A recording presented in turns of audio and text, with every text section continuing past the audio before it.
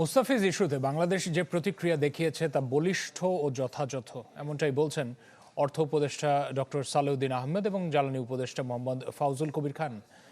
এক প্রশ্নের জবাবে জানিয়েছেন ব্যবসায়ীদের কারসাজিতে অস্বাভাবিকভাবে বেড়েছে এলপিজির দাম। নিয়মনীতি আর শিষ্টাচারের তোয়াক্কা না করে ভারতীয় ক্রিকেট বোর্ডের নির্দেশে আইপিএল থেকে মুস্তাফিজুর রহমানকে বাদ দেওয়ার ইস্যু গড়িয়েছে অনেক দূর। বাংলাদেশের সাথে ভারতের দ্বিপাক্ষিক সম্পর্কে তৈরি করেছে নতুন টানাপোড়েন। প্রতিক্রিয়ায় ভারতের টি-20 বিশ্বকাপ না খেলার সিদ্ধান্ত নিয়েছে বাংলাদেশ ক্রিকেট বোর্ড। আইপিএল সম্প্রচার বন্ধ করেছে তথ্য ও সম্প্রচার মন্ত্রণালয়। সচিবালয় অর্থনৈতিক বিষয় এবং সরকারি ক্রয় সংক্রান্ত উপদেষ্টা পরিষদ কমিটির সভা শেষে অর্থ এবং জ্বালানি উপদেষ্টা বলেন, মুস্তাফিজকে নিয়ে ভারত যা করেছে সেটি দুর্ভাগ্যজনক। উপদেষ্টাদের প্রত্যাশা ভারতের শুভ বুদ্ধির উদয় হবে। এটা তো একজন ভালো প্লেয়ার, একটা বিখ্যাত প্লেয়ার যাবে এবং যারা নিয়েছে তারা টেকনিক্যাল রিজনে করে দয়া দাক্ষিণ্য করে তো তাকে নেওয়া হয় নাই।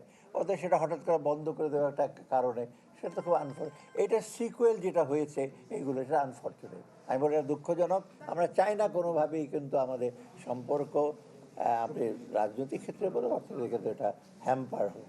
নতুন এবং ফিরে আসা গ্রাহকদের জন্য নগদে চলছে ক্যাশব্যাক সহ প্রতিদিন হাজারো উপহার জেতার সুযোগ। হবে আশা আর ফেরা, সারপ্রাইজ সেরা।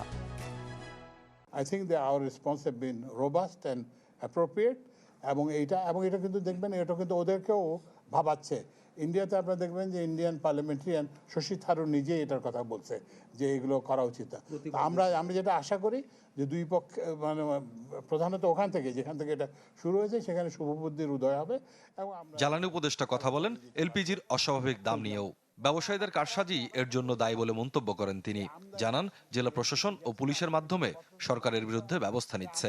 বলছি যে প্রত্যেক জেলায় জেলায় এগুলো নিয়ে যাতে করা হয়, মোবাইল কোড করা হয়। এবং গতকালকে আইন শৃঙ্খলা কমিটির সবাই তো আমরা আলাপ করছি। তো সুতরাং এইখানে কোনো কারণ নাই, মানে যে এই দাম যে অস্বাভাবিক যে হয়েছে এটা একটা কারসাজির মাধ্যমে করা হয়েছে এবং সরকার এই জন্য ব্যবস্থা নিচ্ছে জেলা প্রশাসনের মাধ্যমে এবং পুলিশের মাধ্যমে। উপদেষ্টাদের প্রত্যাশা শিগগিরই এলপিজির বাজার স্বাভাবিক হবে এবং চুক্তির অধীনে এটা নর্মাল ইম্পোর্ট। স্বপ্নিল শাহরিয়ার শিশির, চ্যানেল 24, ঢাকা।